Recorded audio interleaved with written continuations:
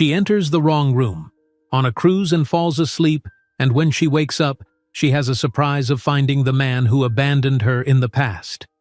But before we dive into the full story, let me know where you're watching from and what time it is. Now, subscribe to the channel, and let's get started. Snow fell relentlessly over Boston, blanketing the city in white as Caitlin Ramsey stood before the small mirror in her rented room. The modest wedding dress she'd purchased with a year's worth of savings hugged her slim figure, the simple beading catching the dim light. At 23, the young black woman from Roxbury was about to marry into one of Boston's wealthiest families, a fairy tale that had begun when she was serving champagne at a charity event in the Fairmont Copley Plaza Hotel where she worked as a chambermaid. "You look beautiful," said Monica, her friend and fellow chambermaid, adjusting the small veil. "I still can't believe you're marrying Damien Holt." "The Damien Holt." Caitlin smiled, touching her still flat stomach. 6 weeks pregnant, and she hadn't told him yet. She'd planned to share the news tonight, after they were officially husband and wife. "He's just Damien to me," she said, though the flutter in her stomach wasn't just morning sickness. It was the lingering disbelief that someone like him had chosen someone like her. A wave of nausea suddenly washed over her and she closed her eyes, breathing deeply. "You okay?" Monica asked, concerned. "Just nervous," Caitlin lied, swallowing hard. The morning sickness had been getting worse, but she was determined not to let it ruin her special day. Her mind drifted back to their first meeting. She had been working an exclusive charity gala at the Fairmont, carrying a tray of champagne flutes when Damien Holt approached. Tall, confident, with piercing blue eyes that seemed to see right through her uniform to the woman beneath. "You're the only person in this room who looks genuinely happy to be here," he had said, taking a glass from her tray. "Just doing my job, sir," she had replied, professional as always. "No, it's more than that. There's a light in your eyes. I'm Damien, by the way, Damien Holt." As if she didn't know. As if everyone in Boston didn't know the Holt family and their real estate empire.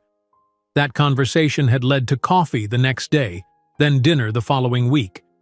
A whirlwind romance that had scandalized Boston society and infuriated his family, particularly his mother, Elizabeth Holt, who had made her disapproval crystal clear from the beginning. Caitlin glanced at the clock. 10:30. The ceremony at Trinity Church was set for 11. Her small contingent of guests, college friends and co-workers, would already be arriving.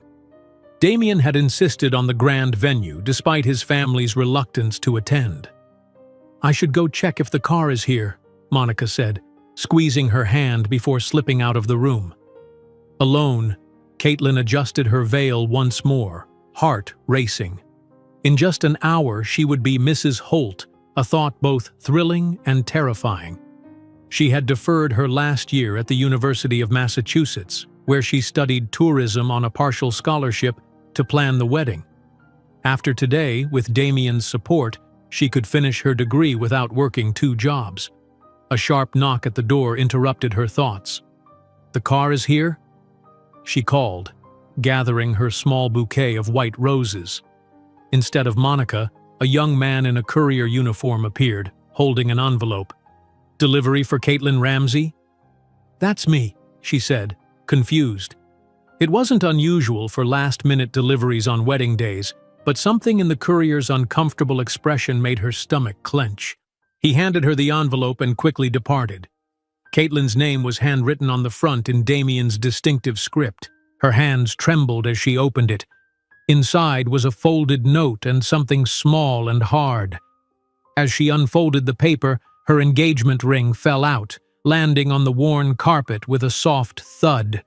The note was brief, written in hurried letters. "I can't risk my future for someone who will never be accepted in my world. Goodbye." Caitlin read the words once, twice, 3 times, trying to make sense of them. The room seemed to tilt around her as the reality sank in. Damien wasn't coming. There would be no wedding, no happily ever after. Her first instinct was to call him. With shaking fingers, she dialed his number, which went straight to voicemail. She tried his office. "Holt Industries. How may I direct your call?" came the receptionist's practiced voice. "I need to speak with Damien. It's urgent. It's Caitlin." A pause. "I'm sorry, Ms. Ramsey, but Mr. Holt is unavailable and has instructed that your number be removed from his contacts list."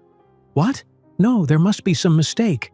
Please, I need to—" "I'm sorry, Ms. Ramsey. Goodbye." The line went dead. Caitlin stared at her phone in disbelief, tears blurring her vision.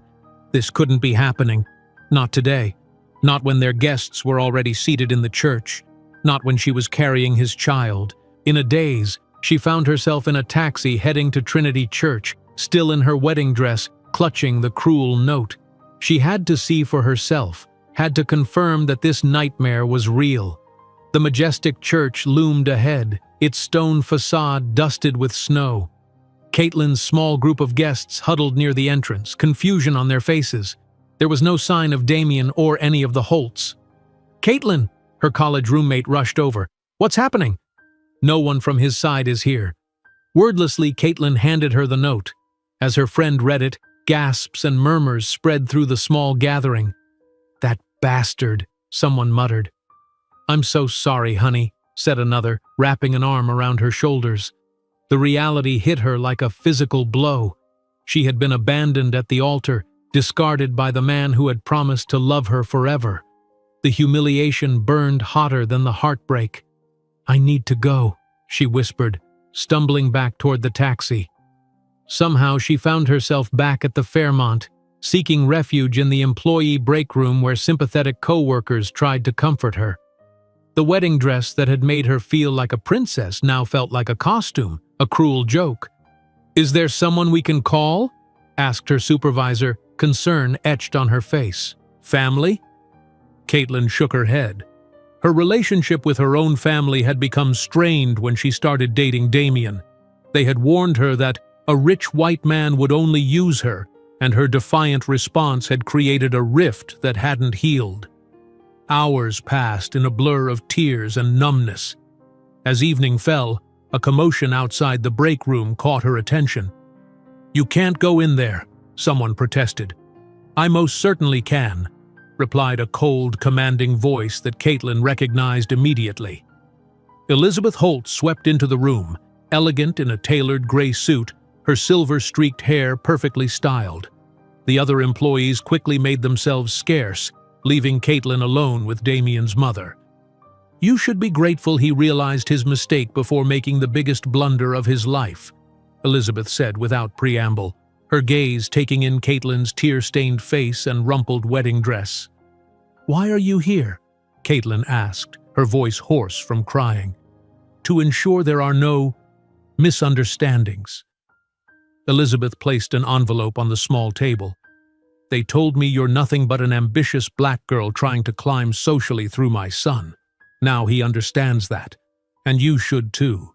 The envelope contained a check with so many zeros that Caitlin's vision blurred again. "I don't want your money," she said, pushing it away. "Don't be foolish, girl.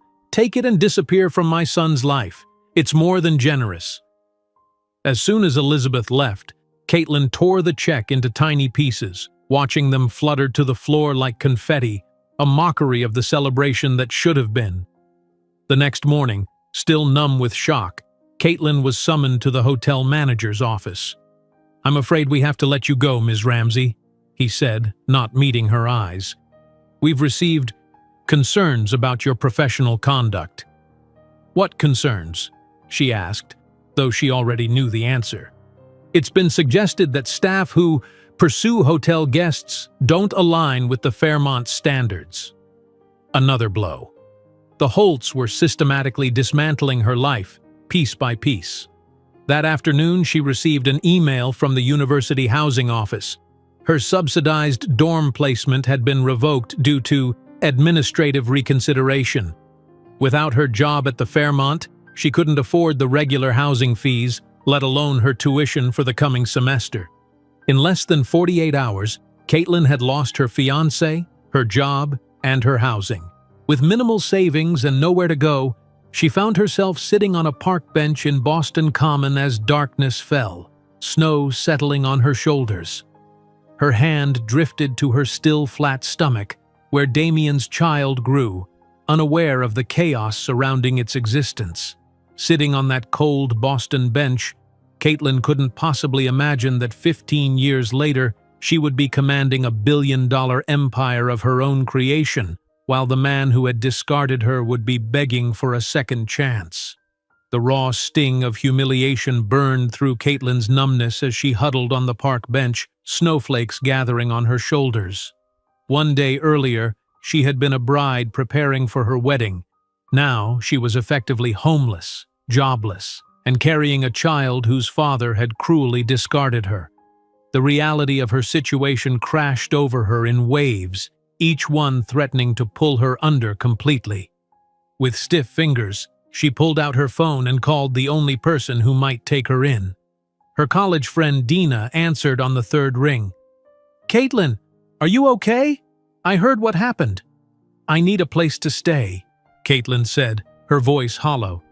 "Just for a few days until I figure things out." 3 hours later, she was curled up on Dina's worn sofa in a cramped Dorchester apartment, staring at the ceiling, trying to process how her life had shattered so completely. Sleep eventually claimed her, but morning brought a violent awakening as she bolted upright and barely made it to the bathroom before emptying the meager contents of her stomach. "Food poisoning?" Dina asked from the doorway, concern etched on her face. Caitlin rinsed her mouth, avoiding her friend's eyes in the mirror. "I don't think so." The next morning brought the same violent nausea, and the one after that. By the fourth day on Dina's couch, Caitlin could no longer deny what her body was telling her. She found herself standing in a small pharmacy, staring at the rows of pregnancy tests, a clerk eyeing her with barely disguised pity. "First time?" the middle-aged woman asked as she rang up the purchase. Caitlin nodded mutely, clutching the small paper bag as if it contained her entire future. In Dina's tiny bathroom, the 2 pink lines appeared within seconds, confirming what she already knew. 6 weeks pregnant with Damien Holt's child. She sank to the cold tile floor, test still in hand, tears streaming down her face. "What am I going to do?" she whispered to the empty room. After 2 days of near catatonic shock, Caitlin's natural determination began to reassert itself. Damien needed to know about the baby. Whatever his feelings about her, this child was his responsibility too. She tried calling his personal cell again, still blocked. His office line connected, but receptionists consistently refused to put her through. "Please," she begged on her 6th attempt, "just tell him it's about our baby. I'm pregnant with Damien's child." "I'll pass along the message," the receptionist said, her tone making it clear no such thing would happen. 2 days later, after leaving similar messages at every Holt Industries number she could find, Caitlin finally received a response, but not the one she had hoped for. "Damien, you got my messages?" she asked hopefully when her phone rang with an unknown number. "Ms. Ramsey, this is Gregory Pearson from Winthrop, Pearson and Associates. I represent the Holt family." The attorney's voice was professionally detached. "I'd like to meet with you regarding the claims you've been making to my client's staff." They met the following day at a small cafe where Caitlin had recently started waitressing. The attorney, a gray-haired man in an expensive suit, looked distinctly uncomfortable in the modest establishment. "The Holt family would like to resolve this matter discreetly," he said, sliding a thick envelope across the table. Inside was a non-disclosure agreement and a check with more zeros than Caitlin had ever seen in her life. "I don't want hush money," she said, pushing it back toward him. "I want Damien to know about his child." Pearson's expression didn't change. "Mr. Holt is aware of your claim and does not believe the child is his." "What?" The word came out as a strangled whisper. "Let's be frank, Ms. Ramsey. Your background in Roxbury doesn't help your credibility in this situation. The timing of this pregnancy claim, coming directly after the canceled wedding, suggests opportunism rather than coincidence." Caitlin's hands trembled with rage. "I worked my way through college. I have a nearly completed degree. I've never asked Damien for a penny. And yet here we are, discussing a substantial financial settlement. The attorney's smile never reached his eyes. The Holts are prepared to be generous, but they will not tolerate extortion attempts. "Get out!" Caitlin hissed, loud enough that nearby customers turned to stare. "Tell Damien I don't want his money. I want him to acknowledge his child." 2 weeks later, Caitlin was clearing tables when a newspaper left by a customer caught her eye. There, on the society page, was a photo of Damien at a charity gala, his arm around a slender blonde woman. The caption read, "Holt Industries heir Damien Holt with fiancée Vanessa Cabot at the Children's Hospital benefit. The union of two Boston dynasties promises to revolutionize New England's real estate market." The tray of dirty dishes clattered to the floor as Caitlin stared at the image. Less than a month after abandoning her at the altar, Damien was already engaged to someone else, someone from his world, someone his mother would approve of. That night, lying on Dina's couch, Caitlin felt something she hadn't experienced since the wedding day, a flutter of movement in her womb, the first tangible sign of the life growing inside her. Placing her hand over the small bump that had begun to form, she made a promise. "You'll never need him," she whispered fiercely. "I promise we'll build something so magnificent that one day he'll bitterly regret discarding us." By her 5th month of pregnancy, Caitlin's situation had grown desperate. Dina, struggling with her own financial problems, couldn't support an additional person indefinitely. With her small waitressing salary barely covering food, Caitlin found herself at a South End women's shelter, a place she had once volunteered during college, now seeking a bed for herself. "First night's always the hardest," said an older woman named Mariana, showing Caitlin to a narrow cot in a room shared with 4 other women. "You'll get used to the noise." Caitlin lay awake that night, her growing belly making it difficult to find a comfortable position on the thin mattress.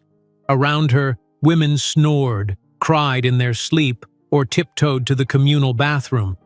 This was not where she had imagined herself at 23, pregnant, abandoned, and homeless. The shelter's caseworker helped her apply for SNAP benefits, food stamps, a process that required swallowing every last bit of her pride. Standing in line at the government office, surrounded by others in desperate circumstances, Caitlin kept her head high despite the burning shame. "Ms. Ramsey," the intake worker called, "your application has been approved." The plastic benefit card felt like both a lifeline and a mark of failure in her hand. 7 months into her pregnancy, Caitlin sat in the communal room of the shelter, absently flipping through job listings in the newspaper, when Mariana sat beside her. "My niece works for a travel agency downtown, Sunshine Cruises. They need an administrative assistant.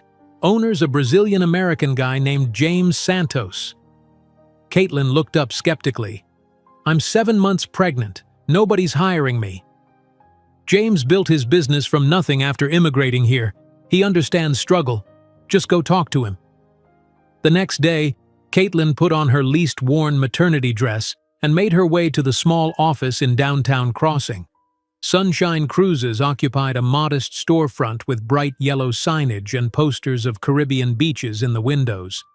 James Santos, a stocky man in his 50s with salt and pepper hair and a warm smile, looked up from his desk as she entered. "You must be Caitlin. Mariana called about you." "Yes, sir." She stood straighter, trying to project confidence despite her obvious pregnancy.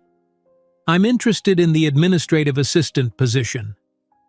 James gestured to her belly with a friendly nod. "When are you due?" "About 2 months, but I can work right up until—" Sit, he interrupted, pointing to a chair. "Tell me about your experience." For the next half hour, Caitlin outlined her nearly completed tourism degree, her customer service background, and her organizational skills. She deliberately omitted any mention of the Holts or her current living situation. James listened intently, asking occasional questions. When she finished, he leaned back in his chair. "I built this company from scratch after coming to America with nothing but a suitcase and broken English. he said. "I recognize determination when I see it." He smiled. "When can you start?" 2 weeks later, Caitlin had organized James's chaotic filing system, created efficient spreadsheets for client tracking, and impressed him with her knowledge of cruise destinations. During lunch breaks, she studied her university textbooks, determined to complete her degree despite everything. "Your education isn't optional," James told her one day, catching her with a tourism management book. "It's mandatory. We'll make it work with your schedule after the baby comes." When Caitlin mentioned she was staying at a shelter, James helped her find a small, affordable apartment in Dorchester. "Consider it an advance on your salary," he said when she protested. "You can pay it back slowly." In the evenings, Caitlin prepared for the babies, painting the walls of the small second bedroom herself and furnishing it with second-hand cribs and a rocking chair found at a thrift store. Each improvement to the modest apartment felt like a small victory against the despair that constantly threatened to engulf her. On August 15th, 2 weeks before her due date, Caitlin was filing cruise manifests when the first contraction hit. James drove her to the hospital himself, assuring her not to worry about work.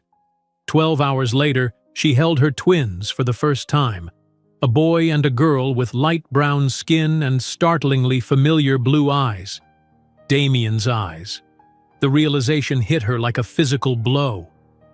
"What will you name them?" the nurse asked. Caitlin looked down at the babies in her arms. Kai and Zara Ramsey.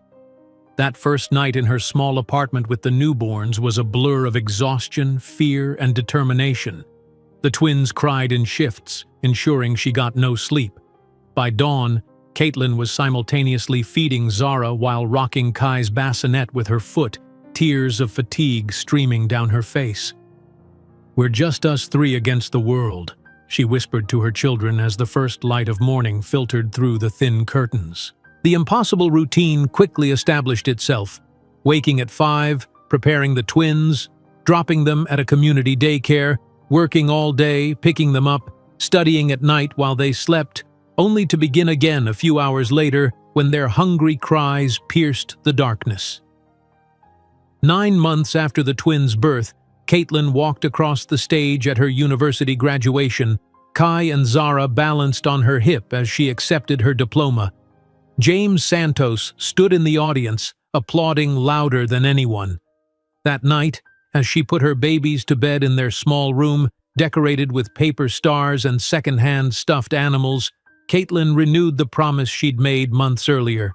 "One day, we'll be so successful that he'll regret having abandoned us," she whispered, kissing each small forehead. The twins blinked up at her with those hauntingly familiar blue eyes, unaware that they would one day be the living proof of their father's greatest mistake. While rocking her children to sleep in her small apartment, Caitlin couldn't possibly imagine that her first step as an administrative assistant in a modest agency would be the beginning of a journey that would transform her into the Queen of the Seas, commanding luxury ships on which the global elite would pay fortunes to embark. While rocking her children to sleep in her small apartment, Caitlin couldn't possibly imagine that her first step as an administrative assistant in a modest agency would be the beginning of a journey that would transform her into the Queen of the Seas. Yet as months passed at Sunshine Cruises, she found herself thriving despite the exhaustion of single motherhood. "These filing systems are from the last century," she told James one afternoon, 6 months after starting the job. The twins were now approaching their first birthday, growing more active and demanding by the day. James chuckled, watching her reorganize yet another cabinet. "Before you came, I knew where everything was, somewhere in that pile." "And now you know exactly where everything is," Caitlin replied, "and how many bookings we have for each cruise line, and which seasons are most profitable." She had transformed the small agency's operations, implementing digital systems she'd learned about in her tourism courses. Though her official title remained administrative assistant, she had become James's right hand, taking on increasing responsibility as her confidence grew. The modest apartment in Dorchester had gradually become a home, Second-hand furniture filled the space and colorful educational toys, many found at thrift stores, littered the living room floor. On the refrigerator, Caitlin had posted a handwritten budget, every dollar accounted for. There was never enough, but they were surviving. When the twins turned 15 months old, James approached her with an unexpected proposition. "We need someone to accompany the Bermuda group next month," he said casually one morning. The regular guide broke her leg. Caitlin looked up from her computer. "You want me to go? You know the itinerary better than anyone. Plus, you speak some Spanish now, and many of our clients are from Puerto Rico." "But the twins! Bring them," James said, as if it were the most natural solution. "We'll work it out with the cruise line. Consider it a training opportunity." That first trip changed everything. Despite the logistical challenges of traveling with toddlers, Caitlin discovered she had a natural talent for guiding. The clients, mostly retirees, adored the twins, who became unofficial mascots of the tour. More importantly, she saw firsthand the inefficiencies and missed opportunities in standard cruise packages. People want authentic experiences, not just another buffet and generic shore excursion, she told James upon her return. "I have ideas for how we could offer something different." By the time the twins were 2, Caitlin had been promoted to junior tour guide, accompanying groups throughout the Caribbean. James had arranged for her tiny office to have a play area where the twins could stay when daycare was closed. It wasn't ideal, but they made it work. One morning, Caitlin was preparing breakfast when Zara looked up at her with those piercing blue eyes, Damien's eyes, and asked the question Caitlin had been dreading. "Where's our daddy?" Kai, always in sync with his sister, stopped playing with his cereal to listen. Caitlin knelt beside them, choosing her words carefully. "Your daddy isn't with us. Some daddies can't stay with their families." "Why not?" Kai persisted. "Sometimes grown-ups make choices that are hard to understand," she said, smoothing his curly hair. "But we have each other, and we have Uncle James, and we're going to be just fine." That night, after tucking the twins into their small beds decorated with paper stars, Caitlin allowed herself a rare moment of self-pity. She pulled out the Boston Globe from 3 weeks earlier, which she'd hidden in her drawer. There, in the society pages, was a photo of Damien and Vanessa Holt at their lavish wedding reception. They looked perfect together, both blonde, both from old money, both belonging to a world that had rejected Caitlin. "He made his choice," she whispered, tearing the page into tiny pieces and letting them fall into the trash. "And I'm making mine." When the twins turned 3, a significant opportunity arose. A private school in Cambridge offered a limited number of need-based scholarships for their early childhood program. The competition was fierce, but Caitlin prepared meticulously for the twins' assessment and her parent interview. "Mrs. Ramsey," the admissions director began. "Ms." Caitlin corrected gently. "I apologize. Ms. Ramsey, your children's test results are quite remarkable, particularly Kai's mathematical aptitude and Zara's verbal skills. They're well above age-level expectations." 2 weeks later, the acceptance letters arrived. Caitlin wept with joy when she opened them, knowing what this meant for her children's future. "We did it," she told the twins, who celebrated by jumping on the second-hand couch until one of the springs broke. At the school's orientation, Caitlin felt acutely out of place among the wealthy parents in designer clothes. She had spent hours selecting her outfit, the one professional suit she owned, purchased at a consignment store for interviews. The other mothers chatted about vacation homes and household staff, while Caitlin silently calculated how many extra tours she would need to guide to afford the twins' school supplies. A blonde woman in a cashmere sweater approached her. "Which one is yours?" Caitlin pointed to where Kai and Zara were intently building a block tower together. "The twins." "Oh, the scholarship children. How lovely." The woman's smile didn't reach her eyes. "They certainly look interesting. Mixed, aren't they?" Caitlin straightened her spine. "They're perfect, is what they are." By the time the twins were 4, Caitlin had been promoted to senior tour guide, specializing in luxury cruise packages. Her client reviews consistently mentioned her personalized approach and encyclopedic knowledge of destinations. The twins, now thriving in their preschool program, often accompanied her during school breaks, charming wealthy clients with their precocious intelligence. It was during one such trip that Caitlin first noticed Kai's extraordinary ability with numbers. While playing a simple counting game on deck, the 4-year-old casually corrected an error in a passenger's crossword puzzle that involved a complex mathematical equation. "Your son is gifted," the passenger, a retired mathematics professor, told her in amazement. "He solved that in seconds. I've been working on it for half an hour." Meanwhile, Zara was showing equally remarkable language acquisition, picking up phrases in Spanish, French, and even a bit of Portuguese from James with effortless ease. "They're going to have every opportunity I didn't," Caitlin told James one evening as they closed the office. The twins were asleep on the small sofa in the corner, exhausted from a day of helping to sort brochures, a game Caitlin had invented to keep them occupied. James nodded thoughtfully. "You know, you're wasted as just a tour guide. These ideas you have for exclusive experiences, they could be something special." "Maybe someday," she replied, gathering the sleeping children. "Right now, I'm just focused on keeping us afloat." But someday arrived sooner than expected.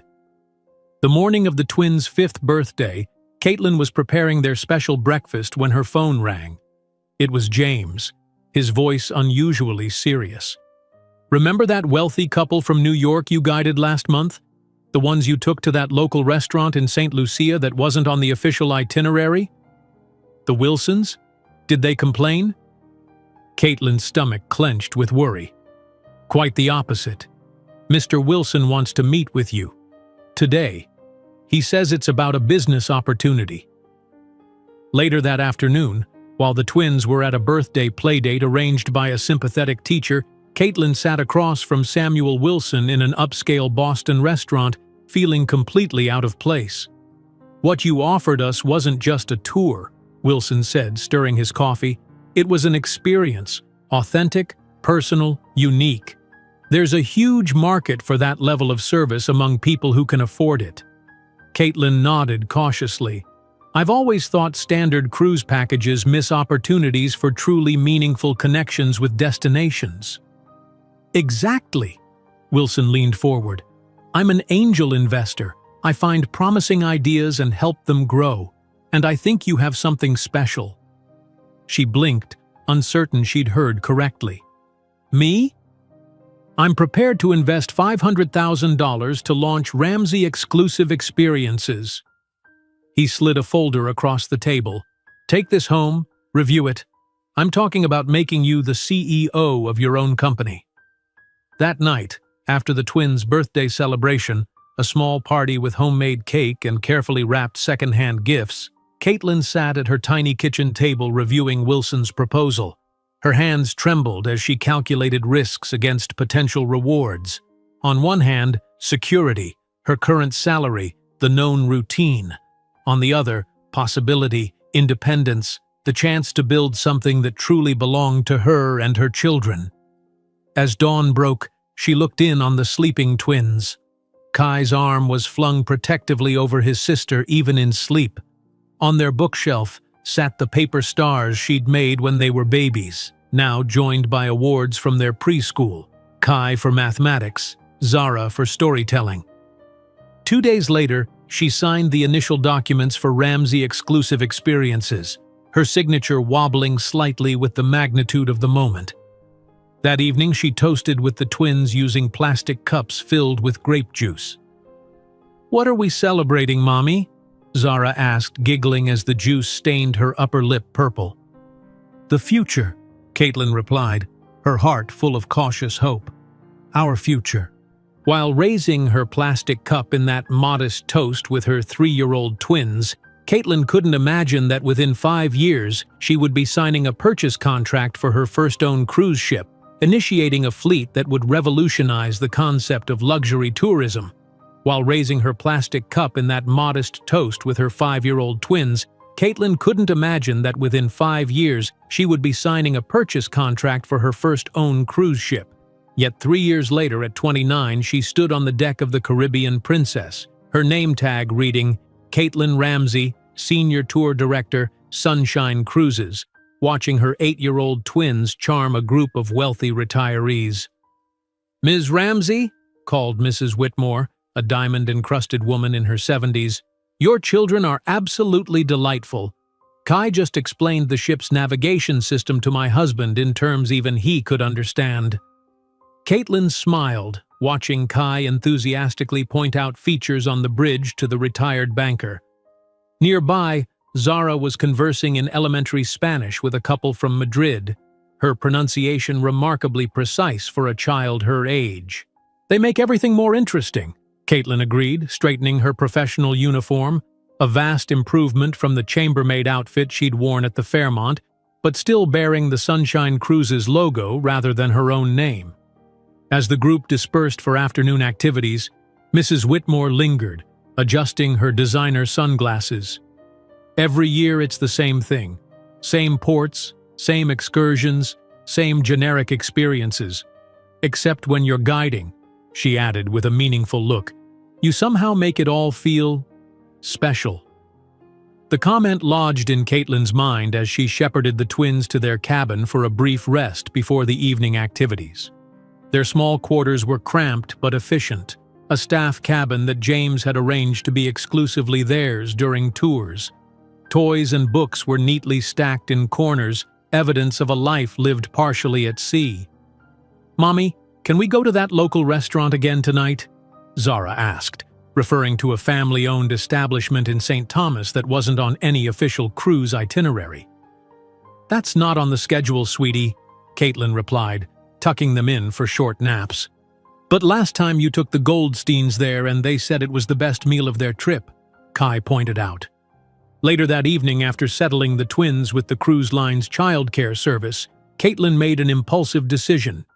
Gathering a small group of interested passengers from her tour, those who had expressed boredom with the standard offerings, she arranged for a local taxi driver she knew to take them to the restaurant.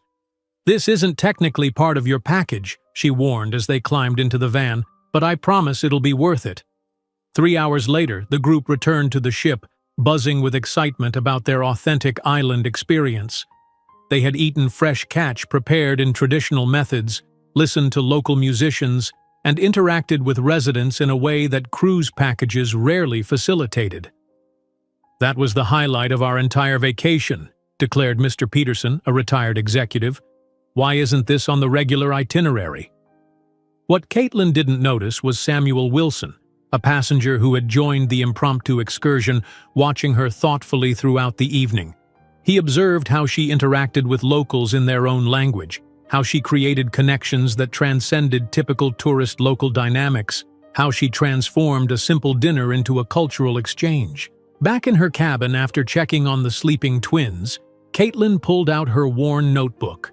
Under the heading Exclusive Experiences, she began listing possibilities: private cooking classes with local chefs, intimate concerts with indigenous musicians, dawn fishing trips with generational fishermen, access to private homes and gardens typically closed to tourists. "People want connection, not just consumption," she wrote, underlining the phrase twice. A knock at her door the next morning revealed Samuel Wilson, dressed casually but exuding the quiet confidence of significant wealth. "Ms. Ramsey, might I have a word?" he asked, his voice cultured but unpretentious. They settled in a quiet corner of the deck, the twins playing within eyesight under the watchful gaze of a ship's activity coordinator who adored them. "What you did yesterday wasn't on the itinerary," Wilson began, "but it was by far the best experience of this entire cruise."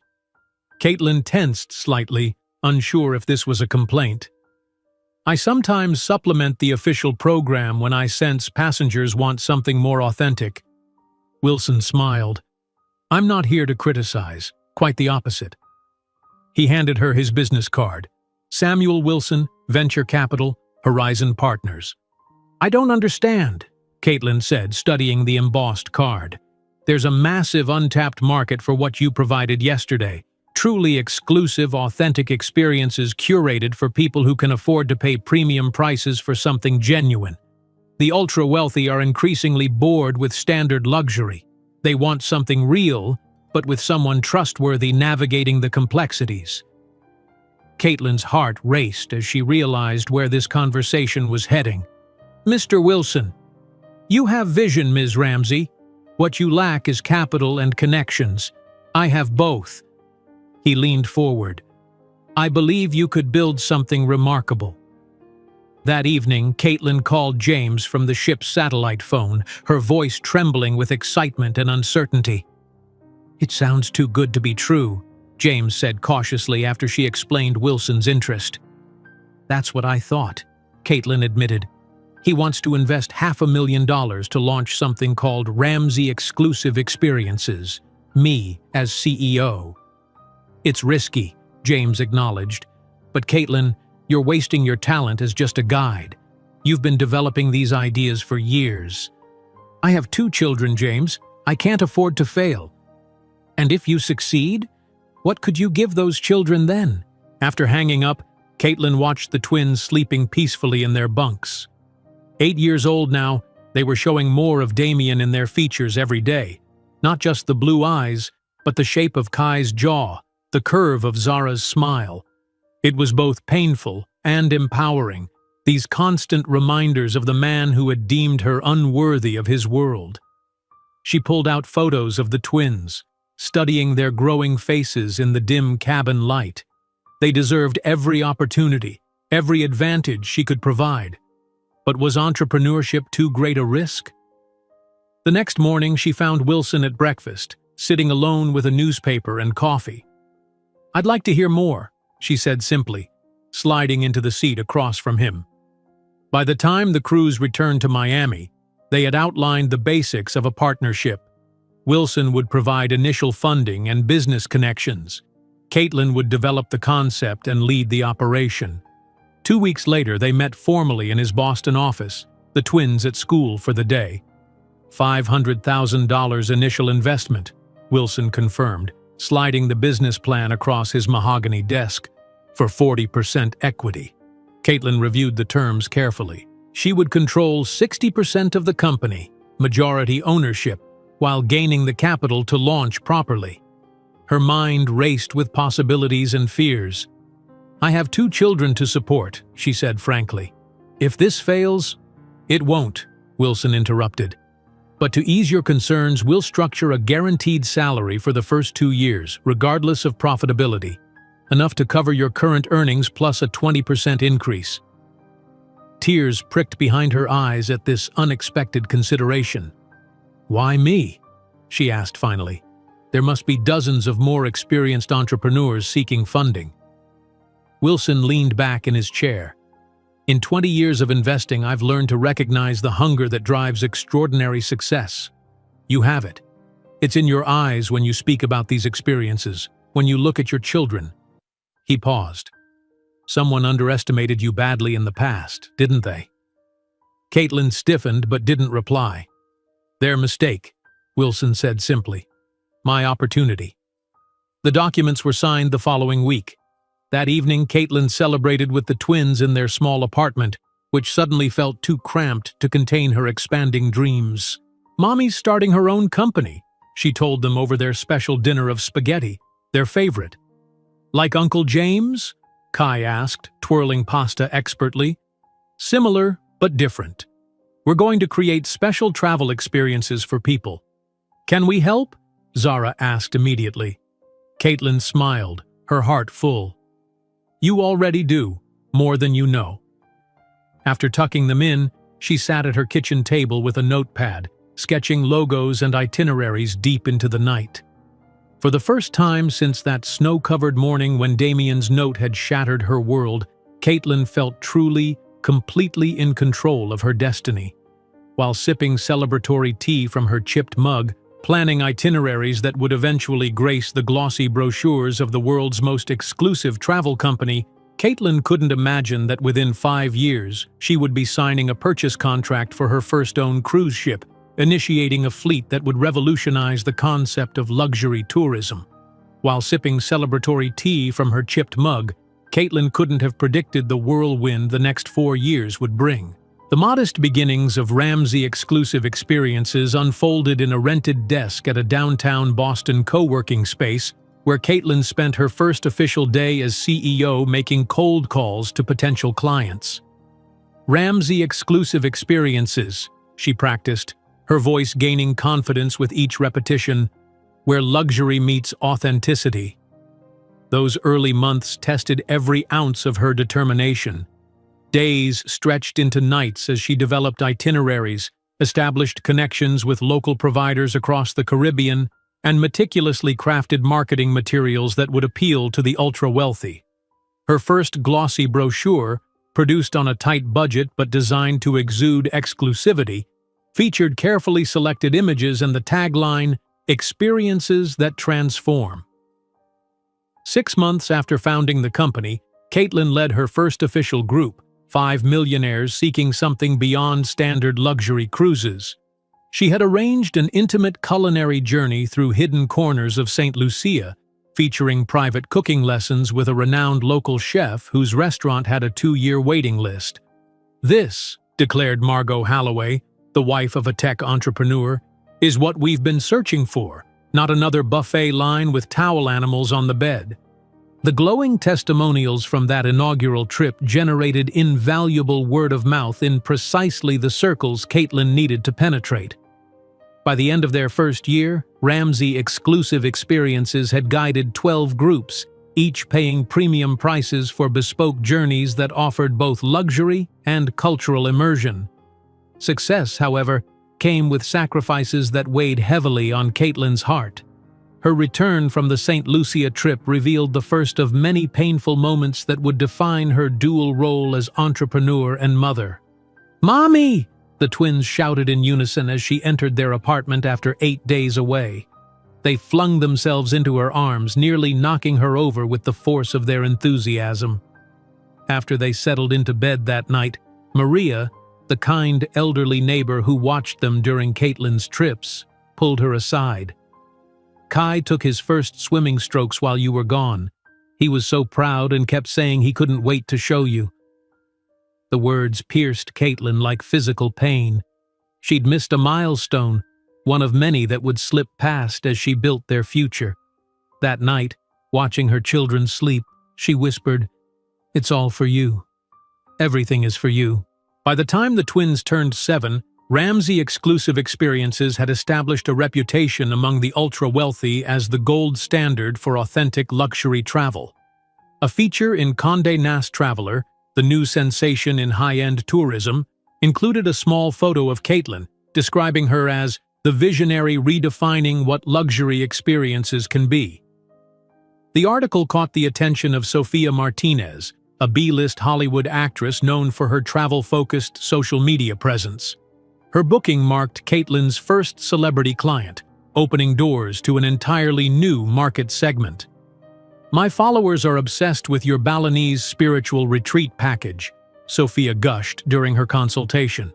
"The exclusivity, the authenticity, it's exactly what my personal brand needs." The business grew steadily, necessitating Caitlin's first hires, 2 assistants and an accountant to manage the increasingly complex finances. When the twins turned 7, revenue had reached a point where Caitlin could enroll them in Bridgewater Academy, a prestigious private school in a leafy Boston suburb. On their first day, Kai and Zara stood proudly in their new uniforms, backpacks emblazoned with the school crest dwarfing their small frames. "My mom travels all over the world," Zara announced to her new classmates during introduction time, her chest puffed with pride. The transition wasn't without challenges. At the first parent-teacher conference, Caitlin arrived directly from the airport, still in her travel clothes, to find herself surrounded by Bridgewater mothers in designer outfits, discussing their Hamptons houses and household staff. "Oh, you're the twins' mother," one woman remarked, taking in Caitlin's practical attire with barely disguised judgment. "They mentioned you're often away." Caitlin straightened her spine, channeling the confidence she projected when negotiating with five-star hotels. "I'm building a global business. My children understand the value of that." As the business approached its third anniversary, Caitlin found herself in Bali, negotiating with the management of an exclusive clifftop resort. The property wanted to maintain its reputation for privacy and exclusivity while Caitlin pushed for special access for her clients. "My clients expect more than just luxury," she explained to the skeptical manager. "They want authenticity, connection. They want experiences they couldn't access without us." When her phone rang with an international number, she assumed it was a potential client. Instead, it was a representative from Lux Voyages, a corporate travel conglomerate offering $8 million to acquire Ramsay-exclusive experiences. "We've been watching your growth with interest," the polished voice explained. "Your approach aligns with our expansion strategy." The offer was tempting. Life-changing money that would secure the twins' future and eliminate the financial insecurity that still haunted Caitlin's decisions. But something in her rebelled at the thought. "I didn't build this to sell," she told Samuel Wilson during a late-night call from her Balinese villa. "I built it to leave a legacy." Wilson's chuckle carried across the connection. "And that, Caitlin, is exactly why your company will eventually be worth 10 times their offer." By the company's fourth year, its valuation had reached $15 million. With reinvested profits and a second round of funding from Wilson and new investors, Caitlin began planning her most audacious move yet, approaching James Santos about acquiring Sunshine Cruises. The meeting took place in the modest office where she had once organized filing cabinets as an administrative assistant. James, now in his 60s, listened thoughtfully as Caitlin outlined her proposal. "You'd be buying your old boss out," he mused, a smile crinkling the corners of his eyes. "I'd be bringing my mentor in as a partner," she corrected, "as Chief Operations Officer of the expanded Ramsay Experiences." The signing ceremony was emotional for both of them. As James passed her the pen to finalize the acquisition, Caitlin's hand trembled slightly. "From the moment you walked in here, pregnant and desperate, I knew you were special," James said quietly. "But even I couldn't have imagined this." With the acquisition came resources that allowed Caitlin to finally move the family from their modest Dorchester apartment. The house she purchased in Newton wasn't ostentatious, but with 4 bedrooms, a small garden, and a quiet street perfect for bike riding, it represented a quantum leap in their quality of life. The twins, now almost 8, raced through the rooms on moving day, marveling at having their own bedrooms for the first time. "Mom, my room has a window seat," Zara called, her voice echoing in the still empty space. "Mine has built-in bookshelves," Kai countered, already mentally organizing his growing collection.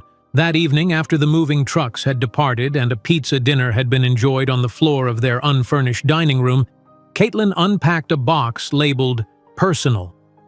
Inside was a photo she'd kept hidden for years. Herself at 23, heavily pregnant, sitting on a bench outside the women's shelter. The image was a reminder of how far they'd come. She tucked the photo into a drawer of her new desk, whispering to herself, "Never forget where we started." Later that night, standing on the back porch of their new home, Caitlin gazed at the Boston skyline visible in the distance. The lights of the city glittered against the night sky, beautiful and cold. Somewhere in that constellation of buildings was the Holt Industries headquarters, where Damien presumably still worked, living the life his family had ordained for him. "We're just getting started," she whispered to the night air, her breath forming a small cloud in the autumn chill. Looking at the lights of Boston from the porch of her new home, Caitlin didn't imagine that in just 3 years she would be looking at that same city from the penthouse of a skyscraper housing her global company's headquarters, only a mile from the Holt Industries building. Looking at the lights of Boston from the porch of her new home, Caitlin didn't imagine that in just 3 years she would be looking at that same city from the penthouse of a skyscraper housing her global company's headquarters. Yet by early 2017, that's exactly where she stood. 40 floors above the city she once wandered, homeless, pregnant, and abandoned. The fourth quarter projections exceed our targets by 22%, Caitlin announced to her executive board, a confident CEO commanding the attention of seasoned business veterans twice her age. The floor-to-ceiling windows of the conference room offered a panoramic view of Boston, including, she couldn't help but notice, the distinctive silhouette of the Holt Industries building a few blocks away. At 31, Caitlin had transformed Ramsey Exclusive Experiences into Ramsey Global Experiences, a conglomerate operating luxury tourism ventures across 4 continents. The transition from boutique experience curator to global hospitality power had accelerated after a bold acquisition that shocked the industry: her purchase of the struggling Seabourn Luxury, a small yacht operator with 3 vessels that needed visionary leadership. The New Horizon will be ready for its maiden voyage next month, James Santos reported, now serving as COO of the expanded company. The renovations are complete, and bookings are at 94% capacity. The naming ceremony for that first ship, previously a tired luxury yacht that Caitlin had completely reimagined, marked a pivotal moment. Under slate-gray skies at Boston Harbor, she stood before invited guests and press, champagne bottle in hand. "We christen this vessel the New Horizon," she declared, her voice steady despite the emotion swelling in her chest. The twins, now 10 years old, watched proudly from the front row as their mother smashed the bottle against the gleaming hull. That evening, alone in her office, Caitlin opened an email containing the twins' latest school report. Their academic achievements continued to astonish their teachers, Kai showing mathematical aptitude that placed him 4 years ahead of grade level, Zara demonstrating linguistic gifts that had her speaking French with near-native fluency. Pride mingled with a familiar pang of guilt as she noted the parent-teacher conferences she'd missed, the school play where James had sat in her place. The price of building their future was missing pieces of their present. The following week, returning home past midnight from a business trip, Caitlin found Kai still awake, the glow of his laptop illuminating his features, so similar to Damien's that sometimes it took her breath away. "You should be asleep," she chided gently, kissing the top of his head. "I wanted to show you something," he replied, spinning his laptop toward her. "I wrote a program that optimizes shipping routes based on weather patterns and fuel consumption." Caitlin stared at the complex code on the screen, written by her 10-year-old son. "Kai, this is incredible. I used the data from your Caribbean routes," he explained, his blue eyes, Damien's eyes, bright with excitement. "It could save about 14% on fuel costs if you implemented it." 2 days later, Caitlin hosted potential Japanese investors for dinner at her home. As the adults discussed partnership opportunities, Zara casually joined the conversation in flawless Japanese, having taught herself basics of the language using online resources. "Your daughter is remarkable," Mr. Tanaka commented, visibly impressed. "Such natural facility with languages is extremely rare." These moments of brilliance only reinforced Caitlin's determination to provide every opportunity for her children.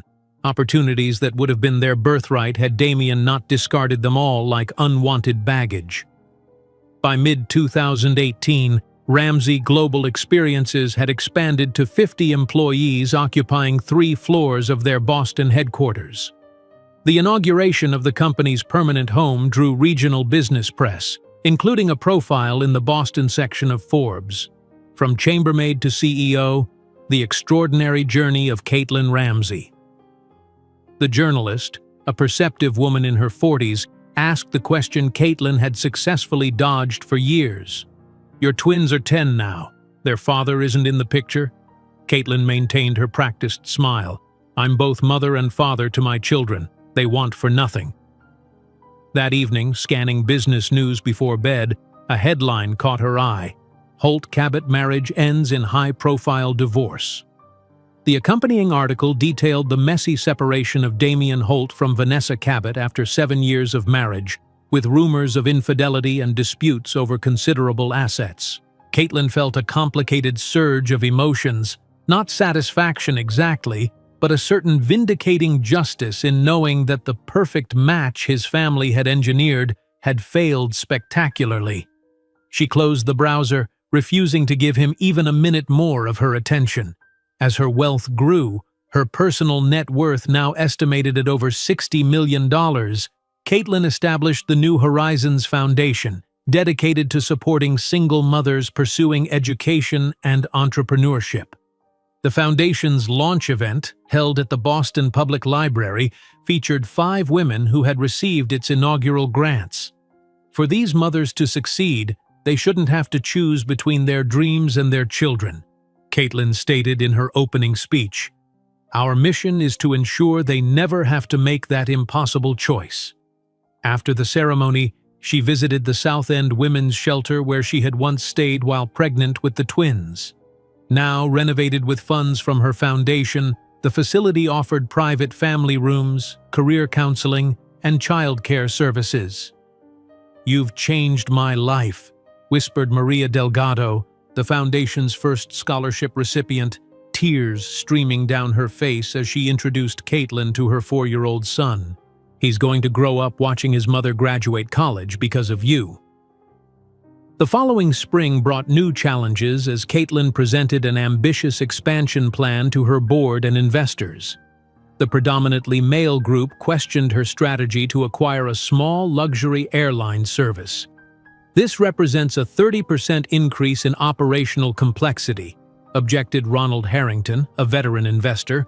"The hospitality industry and aviation have different regulatory environments entirely." Caitlin remained poised, commanding the room with quiet authority.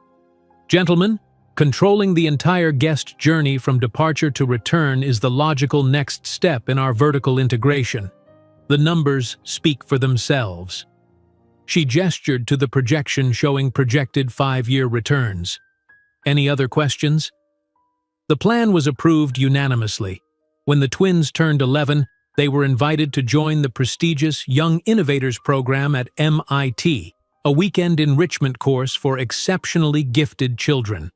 The opportunity created new logistical challenges. The program coincided with Caitlin's scheduled negotiations in Dubai for a partnership with an Emirates luxury hotel chain. "I'll reschedule Dubai," she told the twins immediately, despite knowing the potential business impact. "Mom, we'll be fine," Kai insisted with a maturity beyond his years. "Uncle James can take us. You built this company for us, remember?" His words, meant to reassure, pierced her heart. Yes, she had built it for them, but at what cost in moments lost? By the fall of 2020, Ramsey Global Experiences had acquired its 3rd vessel, established partnerships with luxury resorts across 5 continents, and launched a premium travel app valued at $40 million. The company now employed over 200 people worldwide, with offices in Boston, London, Singapore, and Dubai. Caitlin's penthouse apartment in Back Bay offered sweeping views of the city, including, she noted with irony, the park bench where she had once sat homeless and pregnant, contemplating her shattered future. Now, at 34, she was featured on regional lists of most powerful businesswomen and had been invited to speak at her alma mater's commencement ceremony. From her bedroom window, she could also see the Holt Industries building, illuminated against the night sky. According to Business News, Damien had taken over as CEO following his father's retirement, aggressively expanding the company's real estate developments along the eastern seaboard. Sometimes, in quiet moments like this, Caitlin allowed herself to imagine a chance encounter. At an industry event, perhaps, or a charity gala. What would she say to the man who had discarded her? Would he even recognize the powerful, wealthy woman she had become? Would he see his own eyes reflected in the children he had never known? Observing the Holt Industries building from the window of her penthouse, Caitlin didn't know that in 4 years she would be face to face with the man who had abandoned her, in a confrontation that would forever change the power balance between them. Observing the Holt Industries building from the window of her penthouse, Caitlin turned away from the sight that still stirred complicated emotions. Her phone vibrated with an incoming video call, Kai and Zara checking in from Phillips Academy Andover, the prestigious boarding school where they were thriving as 14-year-old sophomores. "Mom, did you see what we sent?" Kai's face filled the screen, his blue eyes, so disturbingly like his father's, alight with excitement. "Give me a chance to explain it." Zara nudged her twin aside, the two of them jostling for position in the frame. "I translated the presentation into Mandarin for the Hong Kong investors." Caitlin smiled, settling onto her Italian leather sofa. At 14, the twins had blossomed into extraordinary young people. Their acceptance to Andover on merit scholarships had been both a triumph and a bittersweet milestone, marking the first time they'd lived away from home. "I just opened the file," Caitlin assured them, pulling up the document on her tablet. "But explain it to me anyway." Kai launched into an explanation of his latest algorithm, a sophisticated route optimization program that used machine learning to predict weather patterns and passenger preferences to create the most efficient and profitable cruise itineraries. At 14, he spoke with the confidence and knowledge of someone twice his age, his mathematical brilliance exceeding even his prestigious school's advanced curriculum. "The simulation shows we could reduce operational costs by 17% while improving guest satisfaction ratings," he concluded. "I already showed it to the head of the mathematics department and he thinks it could qualify for the national science competition." "That's incredible, Kai," Caitlin said, genuine pride warming her voice. "We'll implement it for the spring season planning." "And my part was making sure it would work for our Asian markets," Zara added, not to be outdone by her brother. Now fluent in 5 languages, English, Spanish, French, Mandarin, and Portuguese, she had become what James Santos jokingly called the company's junior ambassador, occasionally accompanying Caitlin on international trips during school breaks to charm foreign partners with her linguistic abilities and poised presence. After promising to fly up for Kai's upcoming math competition, Caitlin ended the call, momentarily silent in her empty penthouse. She'd built all this for them, the global enterprise valued at over $2 billion, the fleet of luxury vessels, the international reputation, yet sometimes the physical distance felt like a high price to pay. The following week, Caitlin sat in the audience at Phillips Academy's scientific symposium, watching as Kai presented his algorithm to a room full of impressed faculty and students. His confidence at the podium reminded her painfully of Damien during the early days of their relationship. The same authoritative stance, the same elegant gestures as he explained complex concepts. "Mom built this company without any help," Zara whispered fiercely to a classmate seated nearby who had asked about their family background. "She taught us that nobody can define our value except ourselves." The pride that swelled in Caitlin's chest was tinged with the knowledge that she'd never directly told the twins about their father's abandonment. They knew only that he wasn't ready to be a father and had chosen a different path, carefully constructed half-truths that protected them from the full cruelty of his rejection. Later that evening, in Zara's dormitory room decorated with photos of family vacations and global landmarks, her daughter broached the subject that Caitlin had long dreaded. "Why do we never talk about our father?" Zara asked quietly, sitting cross-legged on her bed, twisting a silver bracelet around her wrist, a nervous habit she'd had since childhood. Caitlin measured her response carefully. "I've told you what happened. He wasn't ready for family responsibilities." "But that's so vague," Zara persisted. "Was he a bad person? Did he die? Is he still in Boston? We're 14 now. Don't we deserve the whole truth?" The questions hung in the air between them, and Caitlin felt the familiar tightness in her chest whenever Damien's ghost threatened to materialize in their lives. "He made choices that hurt us deeply," she finally said, "and I've spent 14 years ensuring those choices didn't define your lives or opportunities." Back in Boston, Kai was conducting his own investigation. In the school's digital library, he searched prominent Boston business families for a history project, scrolling through images until he froze at a photo that made his heart race. The man pictured at a charity gala, Damien Holt, CEO of Holt Industries, had his eyes, exactly his eyes. the same jawline that Kai saw every morning in the mirror. He stared at the image for long minutes, connecting dots that had been scattered throughout his life. His mother's careful vagueness about their father, her occasional tense expression when they passed certain Boston landmarks, the absence of any extended family on their father's side. Kai didn't mention his discovery to Zara or his mother. Instead, he began quietly researching Damien Holt, learning about Holt Industries' real estate empire, about Damien's divorce 7 years earlier, about his recent expansion into port development along the eastern seaboard.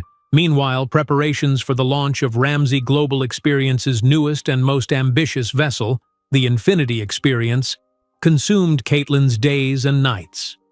Standing in the ship design center at company headquarters, she reviewed the final plans with her executive team. "The Infinity will redefine ultra-luxury cruising," she told them, surveying the detailed model of the $1.2 billion vessel. "This isn't just a ship, it's a statement about who we are and what we've become." James Santos nodded in agreement. "From a small desk in a co-working space to this," he mused, "quite a journey." The launch event, scheduled for March in Miami, would gather industry leaders, celebrities, major investors, and government officials. Caitlin's public relations team had been planning for months, securing coverage from international media and coordinating with port authorities for what promised to be the maritime event of the year. "The final VIP guest list has arrived, Ms. Ramsey," her assistant announced, placing a thick folder on her desk. "The governor has confirmed his attendance, along with 3 senators and the Secretary of Commerce." Caitlin flipped distractedly through the pages, mentally rehearsing her keynote speech rather than focusing on the names. Her mind was on the big picture, the culmination of 15 years of relentless work, the ultimate validation of her vision. "Let's review the event schedule one more time," she said, turning to the next section of the briefing materials without noticing the name that appeared on page 17 of the guest list: Damien Holt, CEO, Holt Industries, representing the development consortium responsible for Miami's privatized port terminals. That weekend, Caitlin made a rare personal pilgrimage, visiting her mother's grave in a quiet cemetery outside Boston. Eleanor Ramsey had passed away 5 years earlier, having reconciled with her daughter but never fully comprehending the scale of what Caitlin had built. "I've created something that will last generations, Mom," she said softly, placing fresh flowers against the simple headstone. "The twins are thriving at the same school that educated presidents. Everything you worried about when I met Damien, that I'd lose myself, that I'd be defined by rejection, none of it happened." The following morning, Caitlin reviewed a business news report about Holt Industries' aggressive expansion into port terminal development along the southeast coast. The accompanying photo showed Damien at a ribbon-cutting ceremony, looking distinguished at 42 with touches of gray at his temples, but still recognizably the man who had once promised to love her forever. She closed the browser tab without reading further. His business movements only concerned her insofar as they might intersect with her industry. Nothing more. That evening, from her master bathroom with its panoramic city views, Caitlin conducted her nightly video call with the twins. They appeared together in the frame, Zara's dark curls contrasting with Kai's straighter hair, both of them flushed with excitement about the upcoming Miami event. "Are you ready for the big day tomorrow?" she asked, noting how grown-up they looked in their Andover sweatshirts, how the childish roundness of their faces had begun to sharpen into the more defined features of adolescence. "We were born ready, Mom," Kai replied with a confident smile that, though Caitlin wouldn't admit it even to herself, had always reminded her of Damien. After ending the call, she stood at her bedroom window, gazing out at the Boston skyline that had witnessed both her greatest humiliation and her extraordinary rise. Tomorrow she would fly to Miami, and the day after would mark the culmination of 15 years of unrelenting work and ambition. While Caitlin drifted off to sleep on the eve of her departure for Miami, she remained unaware of the name that would change everything on the last page of the guest list: The man who had abandoned her pregnant would be present at the greatest moment of her professional triumph, about to discover the children he never knew. While Caitlin drifted off to sleep on the eve of her departure for Miami, the name buried on page 17 of her guest list remained unnoticed, like a landmine waiting for an unsuspecting step. The universe, it seemed, had been quietly arranging this collision for 14 years. The following morning dawned crisp and clear in Boston. Caitlin's private helicopter lifted from the rooftop helipad of Ramsey Global Headquarters, carrying her toward Logan International, where the company's Gulfstream G650 waited. Throughout the 2-hour flight to Miami, she reviewed her keynote speech, making minor adjustments to phrases while her assistant finalized last-minute details for tomorrow's launch. "The Secretary of Commerce is requesting 5 minutes with you before the ceremony," her assistant noted, scrolling through emails. "And the governor wants a photo opportunity during the champagne toast." "Accommodate both," Caitlin replied without looking up from her tablet, "and make sure the twins' arrival from Andover goes smoothly. Their flight lands at 4. Miami greeted them with brilliant sunshine and the scent of salt air. A convoy of black SUVs whisked Caitlin to the Terminal Portuario Premium, where the Infinity Experience waited, majestic against the turquoise waters. At 1,200 feet with 12 passenger decks of unprecedented luxury, the vessel represented not just the pinnacle of cruise engineering but the culmination of Caitlin's extraordinary journey from abandoned bride to industry titan. Security perimeter is established, red carpet is in place, and the first press representatives have already arrived, the event director reported as they toured the entry pavilion. "We're expecting approximately 200 photographers and videographers." "Perfect."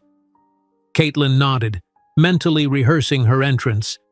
Every detail had been carefully planned, from the precise shade of white of her custom Valentino dress to the subtle diamond jewelry that would catch the light without appearing ostentatious.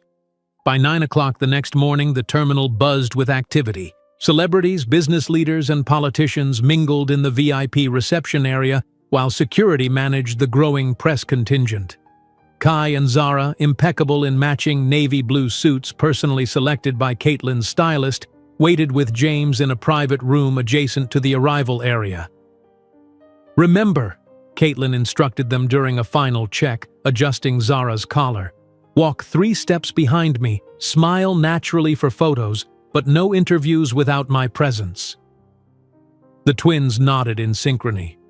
At 14, they had attended enough high-profile events to understand the protocol, though none as significant as today's launch.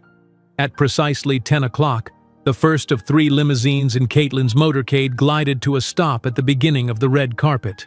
Security personnel moved into position as the crowd of photographers surged forward. When Caitlin emerged, a vision in white against the Miami sunshine, camera flashes exploded in a frenzy. "Ms. Ramsey, over here! Caitlin, this way! Can you comment on the vessel's environmental innovations?" She moved with practiced grace, acknowledging the press with warm smiles but reserving her words for the official remarks to come. The twins followed, drawing their own share of attention.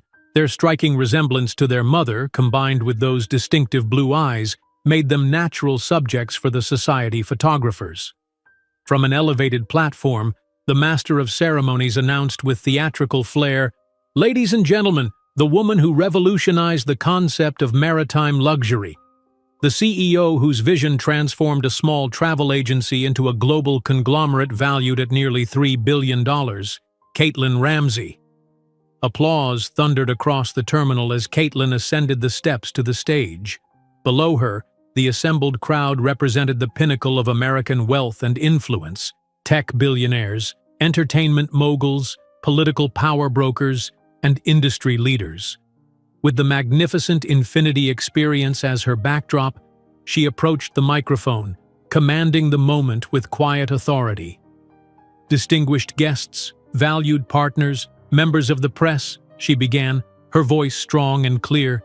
"Today marks not just the launch of a vessel, but the realization of a vision that began in circumstances that many would have considered impossible. As she continued her carefully crafted address, movement at the side of the stage caught her peripheral vision. A late arrival was being discreetly ushered to a reserved seat in the front row. Without breaking her rhythm, Caitlin glanced briefly toward the disturbance and felt the world suddenly tilt beneath her feet. Damien Holt, impeccably dressed in a tailored charcoal suit, was being seated directly in her line of sight. Beside him sat a slender woman who must be his second wife, though Caitlin barely registered her presence. For a suspended moment that seemed to stretch into infinity, their eyes locked across the crowded space. 14 years vanished in an instant. The young man who had written those cruel words was now middle-aged, his temples touched with gray, lines etched around his eyes, yet unmistakably Damien. His expression shifted from polite interest to shock as recognition dawned, followed by confusion as he glanced from Caitlin to the twins standing at the side of the stage. "And so it is with immense pride," Caitlin continued after a microsecond pause that only she perceived, "that I present the new standard in maritime experiences, a vision realized through determination, innovation, and the extraordinary team at Ramsey Global Experiences." She completed her speech flawlessly, her professional training overriding the emotional earthquake rumbling beneath her composed exterior. As applause erupted again, she caught the exact moment when Damien's gaze shifted from her to Kai, then to Zara, and back again, the precise instant when mathematics and genetics collided in his mind, when 14 years and 2 matching sets of blue eyes aligned into undeniable truth. The ceremonial ribbon-cutting proceeded according to plan. Caitlin, flanked by the governor of Florida and the twins, wielded the oversized golden scissors with a smile that revealed nothing of the storm raging inside her. As champagne corks popped and photographers jostled for the perfect shot, she maintained a careful orbit that kept maximum distance between herself and the man who had once shattered her world. During the reception that followed, Caitlin moved through the crowd with practiced ease, accepting congratulations and fielding questions from important stakeholders. All the while, she remained acutely aware of Damien's position in the room, tracking him through her peripheral vision like prey monitoring a predator. Inevitably, their paths converged near the scale model of the Infinity Experience displayed in the center of the Grand Salon. Caitlin was explaining the vessel's sustainable energy systems to the Secretary of Commerce when she felt his presence before she heard his voice. "Ms. Ramsey, forgive my intrusion." She turned with perfect composure to face the man she had once believed would be her husband, the father of her children. Up close, Damien appeared simultaneously confident and discomfited, wealth and privilege still emanating from him like a cologne, yet something uncertain flickering in his eyes. "I had no idea that you are the owner of Ramsey Global," he continued, his voice lower than the surrounding conversation. "It's quite remarkable." "Mr. Holt," she replied, her tone arctic despite the Miami heat. "Surely there are more interesting people to converse with at this event." He stepped closer, lowering his voice further. "Those young people with you, they're my children, yes," she interrupted, maintaining eye contact with a coldness that belied the fire in her veins. "Now, if you'll excuse me, I have guests to attend to." Before he could respond, Kai and Zara approached from across the room, their radar for their mother's well-being finely tuned after years as her closest companions. "Mom," Zara said, eyeing Damien with instinctive suspicion, "the governor is asking about the Mediterranean expansion project." Caitlin watched something crumble behind Damien's eyes as he stared at the teenagers, the living embodiment of what he had discarded, of possibilities forever lost.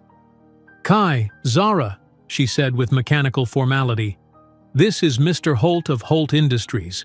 He's responsible for the port terminals we utilize." Recognition flashed across Damien's face like lightning, sudden, devastating, illuminating everything in harsh clarity. He stood paralyzed before the teenagers who were undeniably his children.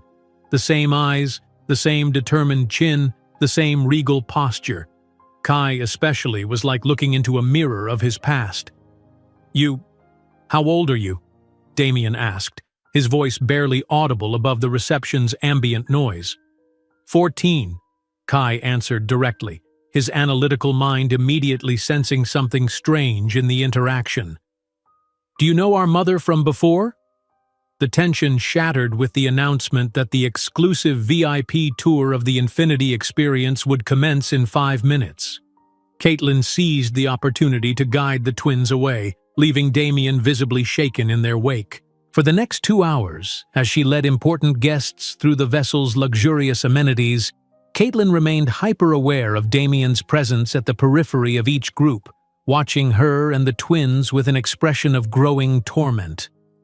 During her presentation of the financial projections in the ship's main auditorium, she noticed him in the back row, mentally calculating, adding years, connecting dates, assembling the pieces of a puzzle whose picture revealed his greatest failure.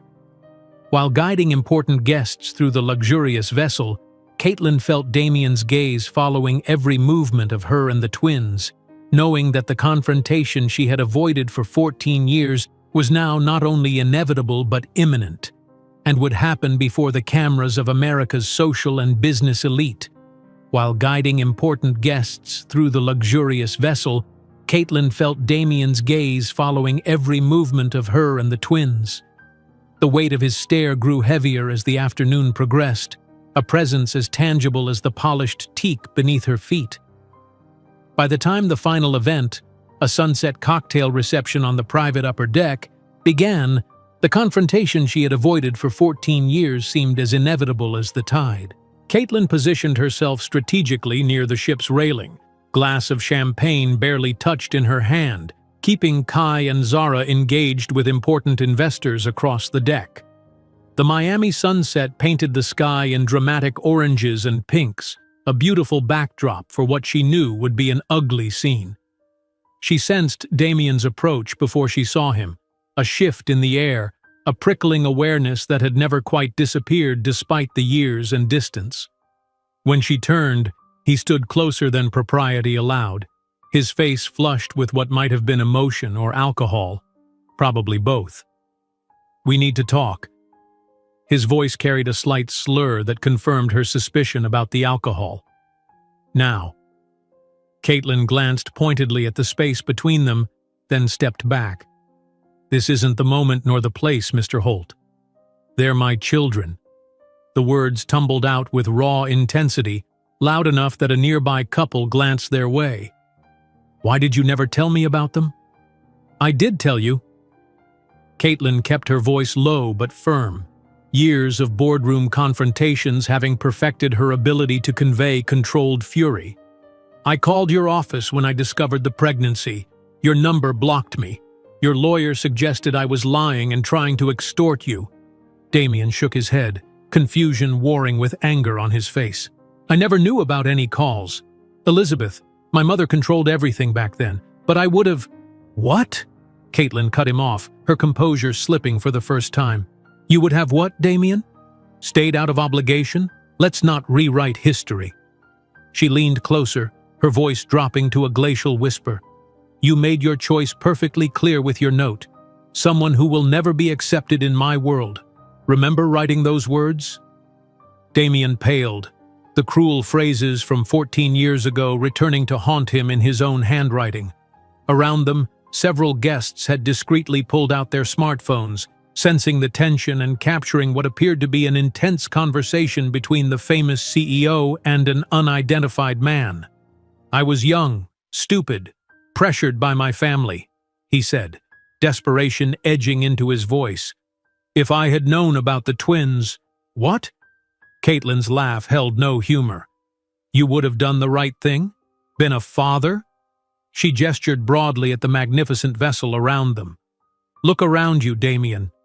This ship worth $1.2 billion is just one of my assets. My company is worth more than Holt Industries. My children attend the same elite school you did. I built all of this while you were living your privileged destiny." His eyes widened at this assessment, the truth of their reversed fortunes finally sinking in. The camarera he had discarded now commanded an empire that dwarfed his family business. The woman deemed unworthy of his world had created her own, more magnificent one. The conversation grew more heated as Damien pressed forward, his words increasingly desperate. Neither noticed the twins approaching until Zara's voice cut through their tension. "Mom?" Her tone held concern and suspicion. "Is everything okay?" Caitlin turned to find both teenagers watching the interaction with wary expressions. Kai's analytical gaze moved between his mother and Damien, clearly calculating probabilities and connections. "Everything's fine," Caitlin assured them, though her tight smile betrayed the lie. "Who is he?" Kai asked directly, his inherited perception from both parents cutting through pretense. Damien stared at the twins with naked emotion, 14 years of absence compressed into a single overwhelming moment of recognition. "I need to talk to you both," he said, his voice unsteady. "There's something important you should know." "Mr. Holt was just leaving," Caitlin interjected firmly. "No," Damien insisted, emboldened by alcohol and desperation. "They deserve to know who I am. I'm your—" "Nobody," Caitlin cut in, her voice sharp as a blade. "You are nobody to them." The confrontation escalated as Vanessa Holt approached, her expression transitioning from social politeness to confusion as she observed her husband's agitated state. "Damien?" she questioned, placing a manicured hand on his arm. "What's going on here?" The moment hung suspended, a crystal goblet teetering at the edge of a table. Caitlin measured her next words carefully, aware of the smartphones still discreetly recording, of the hundreds of influential witnesses surrounding them, of the children whose world she had so carefully constructed, now trembling on the precipice of irrevocable change. "Ask your husband about Boston, December 2010, she suggested, her voice calm but carrying enough to be heard by those nearest. "Ask about the camarera he abandoned at the altar, and ask especially why he's so interested in my 14-year-old twins." The silence that followed her words was absolute, a vacuum that seemed to suck all ambient sound from the deck. Vanessa's expression shifted from confusion to dawning horror as she looked from Damien to the twins, noticing for the first time the unmistakable resemblance. Those Holt blue eyes replicated perfectly in the teenagers' faces. Damien stood frozen, trapped between his past and present, his gaze moving desperately between his wife, Caitlin, and the children he had never known. Around them, the whispered ripple of gossip began spreading through the crowd, phones capturing each moment of the unfolding drama. "Are they—" Vanessa couldn't finish the question, her voice strangled. "They're my children," Damien admitted, the words emerging broken and raw. "I didn't know. I swear I didn't know." The confession exploded across the deck. Kai took an involuntary step backward, as though physically struck by the revelation. Zara's hand found her mother's arm, gripping it with sudden, desperate strength. "What did you just say?" Kai demanded, his voice cracking with adolescent emotion.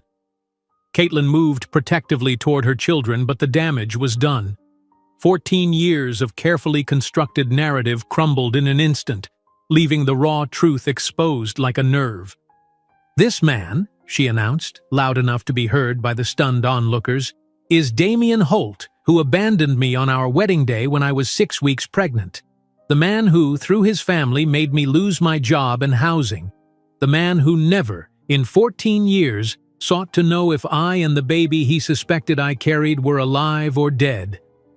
The words landed like physical blows. Smartphones captured every syllable, every expression. Executives, celebrities, and journalists observed in shocked silence as the scene unfolded like a Shakespearean tragedy on the deck of the world's most luxurious cruise ship. Damien's face had drained of all color, the full implications of the public revelation dawning on him. His carefully maintained image, the reputation rebuilt after his divorce scandal, the business relationships with many in attendance, all were imploding in real time. "Caitlin, please," he begged, aware of his public execution happening by the second. "We can talk about this privately. I can explain—" "There's nothing to explain," she replied with quiet dignity. 14 years ago, you made your decision. Today, you're simply meeting the consequences." Vanessa backed away, her expression hardened into a mask of humiliation and fury. Nearby guests pretended to look elsewhere while capturing every moment on their devices. The twins stood shell-shocked, the foundations of their identities visibly cracking beneath this seismic revelation. "Mom?" Zara whispered, her voice small and lost. "Is this true?" Before Caitlin could answer, the ship's captain approached, sensing disaster and attempting damage control. "Ms. Ramsey, the fireworks display is scheduled to begin in 5 minutes. Perhaps we should guide the guests to the viewing area?" The mundane interruption broke the spell of the confrontation. With a single measured nod, Caitlin turned to follow the captain, guiding her stunned children away from the man who had fathered them. Damien remained frozen in place, watching them retreat, the full weight of 14 years of absence crushing down upon him as smartphones captured his devastation for the world to witness. While smartphones captured each word of the revelation, no one in the luxurious party could predict that the video of the confrontation would become viral in the next hours, causing an earthquake in Holt Industries stock and transforming Caitlin Ramsey from successful businesswoman into a symbol of female resilience for millions of people around the world.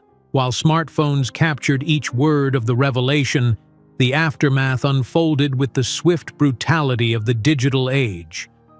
By dawn the following morning, Caitlin's phone buzzed incessantly with notifications as the hashtag #HoltRamseySaga dominated every social platform. The confrontation, filmed from multiple angles, had been viewed over 20 million times in less than 12 hours. Business channels ran continuous coverage, their chyruns alternating between "abandoned pregnant bride becomes billionaire CEO" and "Holt heirs secret children revealed in luxury launch disaster." In her suite at the Four Seasons Miami, Caitlin assembled her crisis management team while the twins sat silently on the sofa, still processing the revelation that had shattered their understanding of their origins. "Bloomberg just published a special report," her PR director reported, tablet in hand. "From abandonment to empire, how Caitlin Ramsey overcame rejection to build a billion-dollar fortune. It's actually quite positive." "I don't care about the press," Caitlin replied, her eyes fixed on her children. "What matters is how this affects Kai and Zara." The twins had barely spoken since the previous night's explosive confrontation. Now Kai looked up, his blue eyes, Damien's eyes, filled with hurt and confusion. "Why did you never tell us who he was?" he asked, his voice wavering between childlike vulnerability and teenage indignation. "All these years thinking our father was someone who had died or just disappeared." Caitlin moved to sit between them, taking their hands in hers. "I protected you from what I considered the more painful truth, that he chose not to be part of our lives." Her voice caught. "Maybe that was wrong. But everything I've done, every decision I've made, was thinking about your well-being." Zara leaned against her mother's shoulder, tears streaking her cheeks. "Did he really abandon you when you were pregnant with us?" Before Caitlin could answer, her assistant interrupted with urgent news. "The Holt Industries stock has fallen 17% in the first hour of trading. Ramsey Global is up 8%. CNBC is reporting that the Holt board has called an emergency meeting to discuss the PR crisis." The news hung in the air, a stark testament to how completely the balance of power had shifted. 14 years ago, the Holts had wielded their influence to destroy Caitlin's modest life. Now, a single confrontation threatened the empire that had seemed so untouchable. "Ms. Ramsey," the assistant added hesitantly, "Mr. Holt is in the lobby. He insists on speaking with you and the twins." The room fell silent. After a brief family consultation, Caitlin nodded. "Send him up, but stay close." Damien entered the presidential suite looking nothing like the polished executive from the previous evening. His designer suit was rumpled, dark circles shadowed his eyes, and his normally perfect hair showed signs of restless hands running through it repeatedly. He carried a leather portfolio under one arm. "Before anything else," he began, his voice hoarse, "I came to apologize. I have no justifications for what I did. I was young, cowardly, and manipulated by my family, but the final decision was mine." He placed the portfolio on the coffee table, opening it to reveal legal documents. "I've established a trust fund for Kai and Zara, $300 million, Holt Industries stock, properties in Massachusetts and Florida. It's the least I can do to compensate for the years lost." Kai stared at the documents, then looked up with his father's blue eyes hardened by his mother's determination.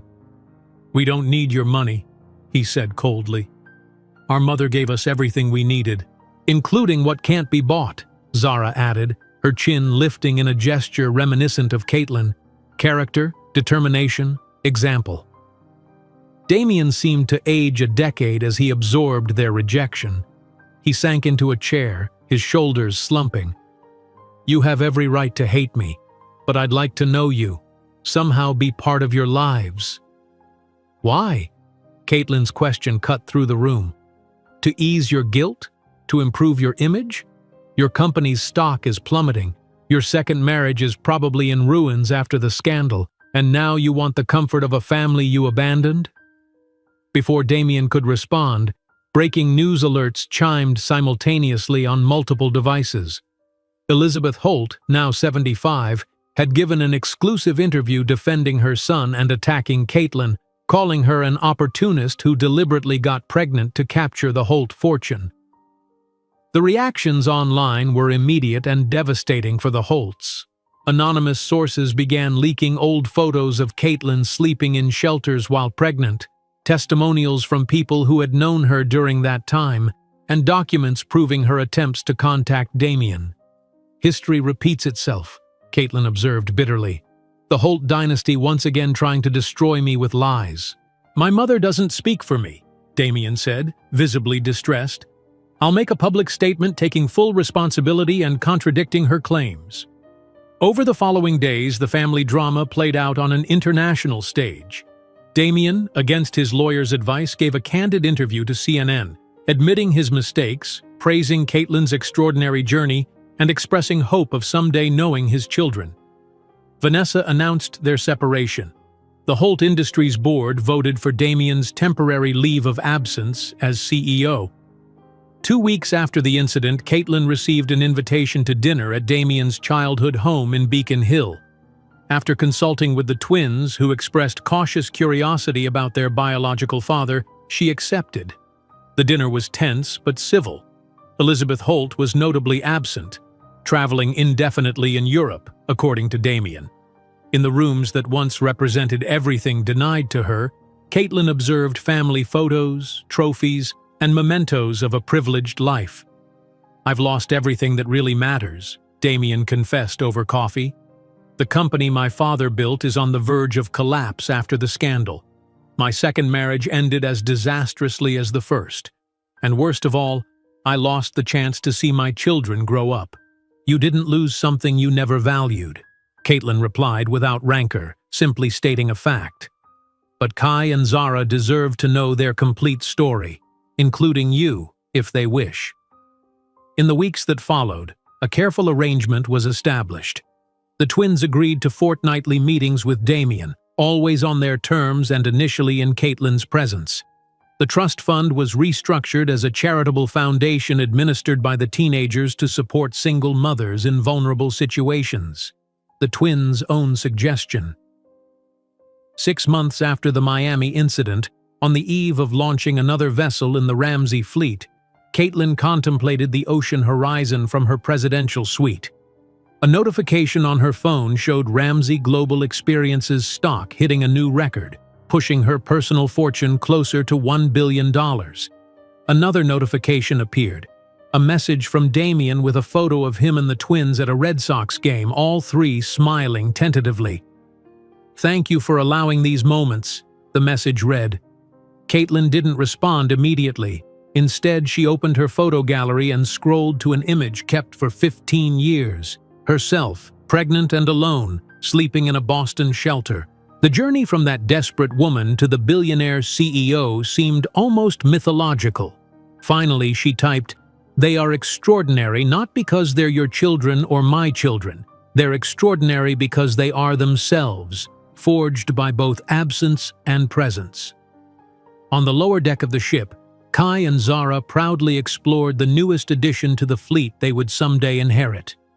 Confident young people carrying the legacy not of abandonment, but of monumental triumph. Caitlin put away her phone and watched the sunset over the ocean. Revenge had never been her goal. Building something magnificent had. While Damien had lost an empire, she had built her own, larger and more meaningful. There was no more anger, just the quiet satisfaction of knowing that the greatest punishment for the man who had abandoned her wasn't the public humiliation or financial losses, but the simple fact that, in the end, she no longer needed him for absolutely anything. Caitlin Ramsey's true victory wasn't in the explosive confrontation in Miami, but in each day of the past 15 years when she refused to be defined by abandonment, choosing instead to be the author of her own extraordinary story. If you enjoyed today's video, I'm sure you'll love the next one. Don't waste time. Just click on the screen.